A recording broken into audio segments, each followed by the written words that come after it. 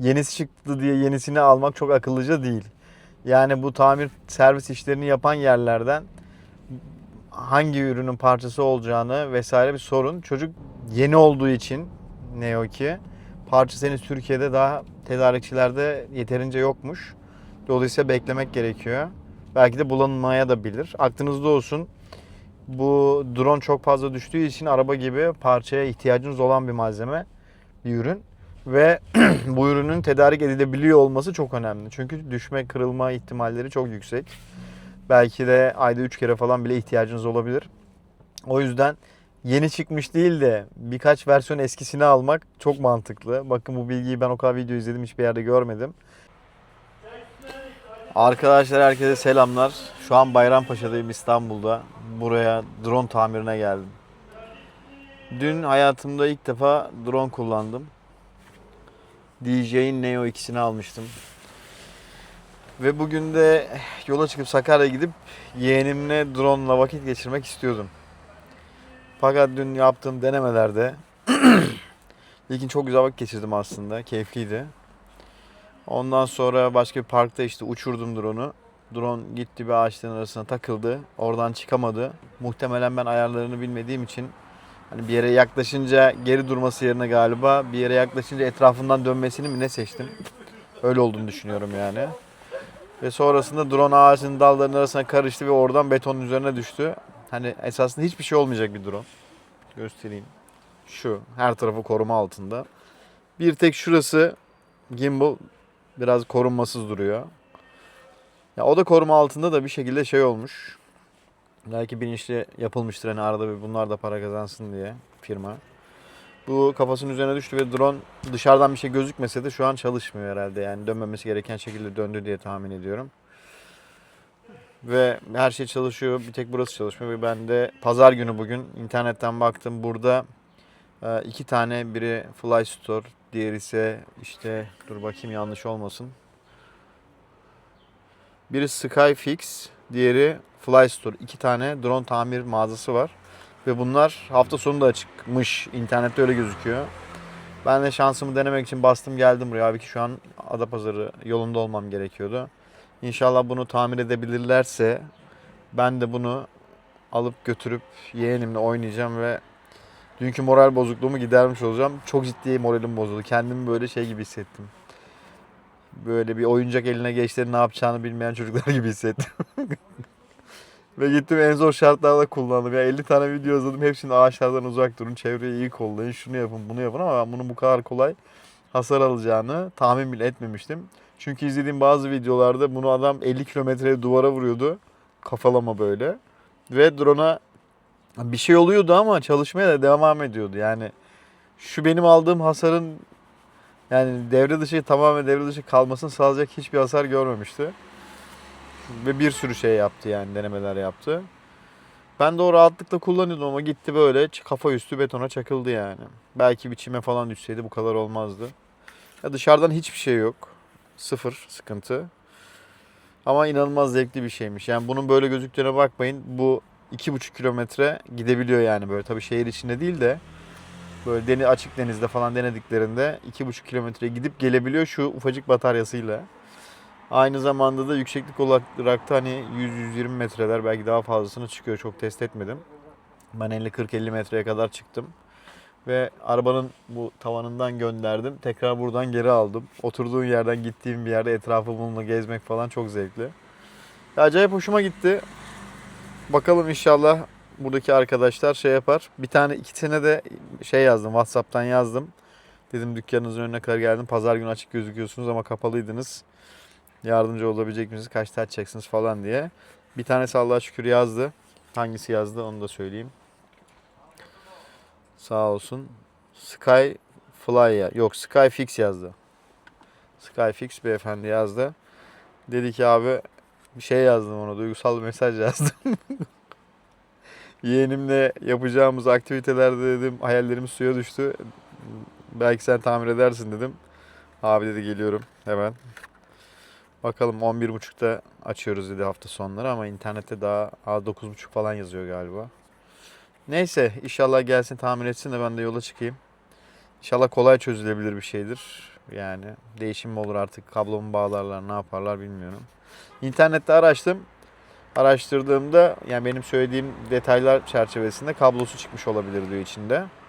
Veya o kablo zedelenmiş olabilir diyor. Bakalım inşallah sadece kabloyu takarlar. Ben de hayatıma devam ederim çünkü gimbal'ın kendisinde bir hasar gözükmüyor. Yani veri iletişim problemi var, görüntü gitmiyor falan. Uf. Bunun bir de gözlüğü var, kumandası var. Bildiğin kuş gibi uçuyorsun ya, inanamazsın. İnanamazsın. Bu zevke inanamazsınız ya. Şunu mutlaka alın, deneyin ve mutlu olun. Başka bir şey demiyorum. Bunu paylaştım. Bakalım yolda da tamir olursa veya olmazsa durumu size anlatan video olarak devam edeceğim. İzlemeye devam edin. Belki oynama fırsatım da olursa yeğenimle olan mutlu sahneleri belki koyarım. Çok moralim bozuk ya. İnşallah düzelecek. Görüşürüz. Allah'a emanet olun. Drone'a başlıyorum. FPV drone da alacağım. Bu işi öğreneceğim. Acayip zevkli bir şey. Evet, mutlu haberlerle geldim. Ya inanılmaz moralim bozulmuştu. Bilmiyorum nasıl anlatabilirim ama çocuk gibi üzülmüştüm. Bu kadar basit şeylere niye üzülüyorsun da diyebilirsiniz tabii ki. Gittim. Skyfix benim şey yaptığım, görüştüğüm yer. Emin olmak istiyorum çünkü gerçekten harika bir sonuç aldık.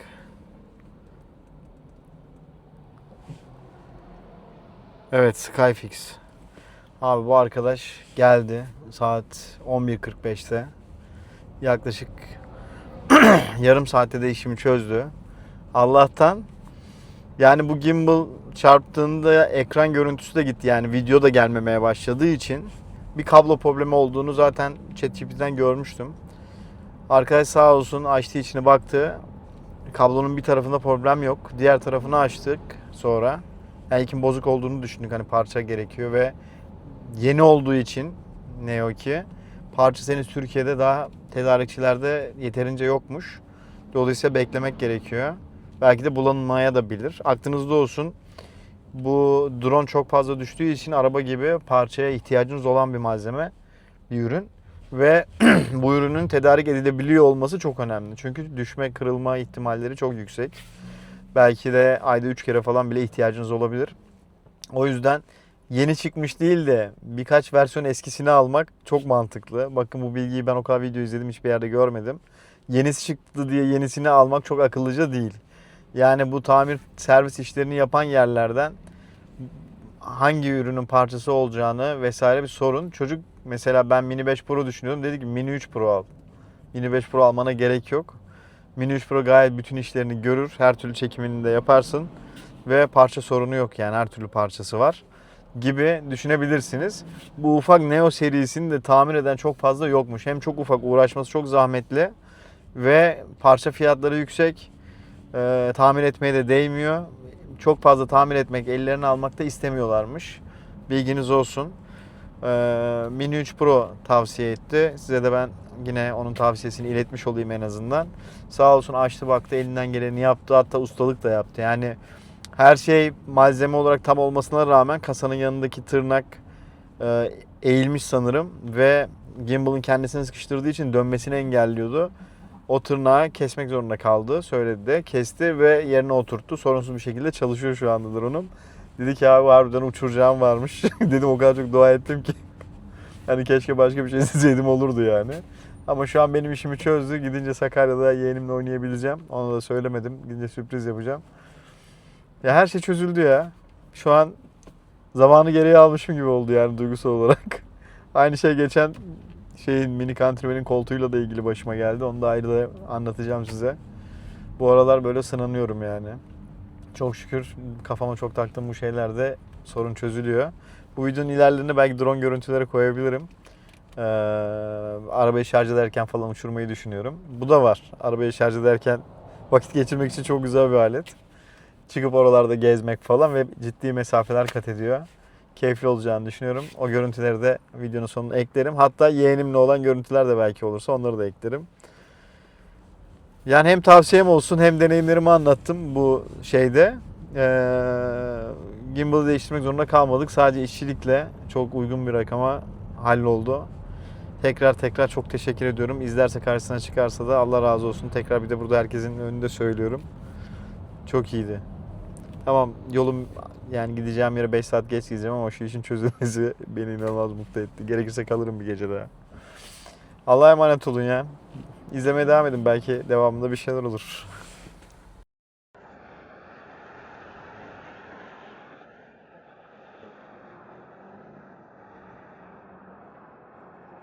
Tamam, şu anda video kaydını yapıyor.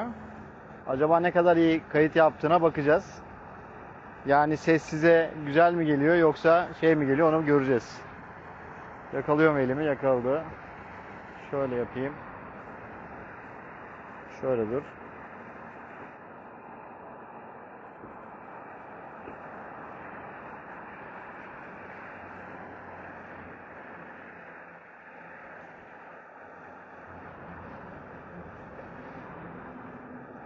Evet, bu çekim denemeleri çok tatlı ya. Kameranın yerini falan ayarlayabiliyorum. O beni takip ediyor.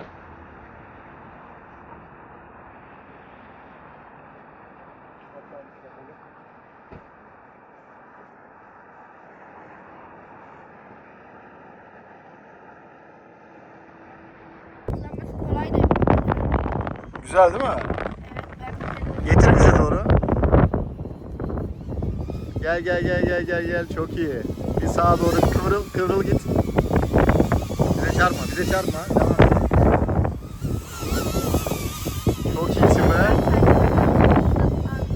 Çok iyisin ya. Tamam, buraya gel. Çok yukarı çıktın. Gel. Bize doğru gel. Sağ taraf daha müsait sola göre. Elektrik direğine gitme. Tamam, yok çok yaklaşma, bana çarpacaksın. Dön önümüzden dön git.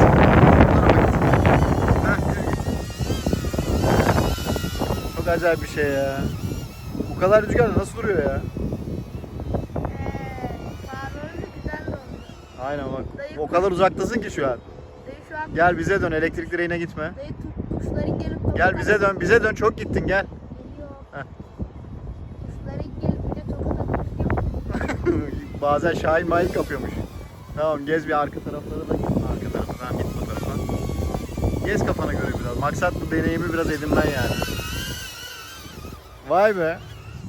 Kaç yaşındasın kardeşim sen? 10. 10 yaşında drone kullanıyor. Ha? Drone pilotu mu oldun? Evet, yani en kolay modellerden yani. Evet. Çok iyisin ya. Uzaklığa inanamazsınız. Çok yukarıda. Sadece kafa... Terse döndürüyordum. Gel bize doğru gel. Şimdi indireceğiz drone'u. Gel.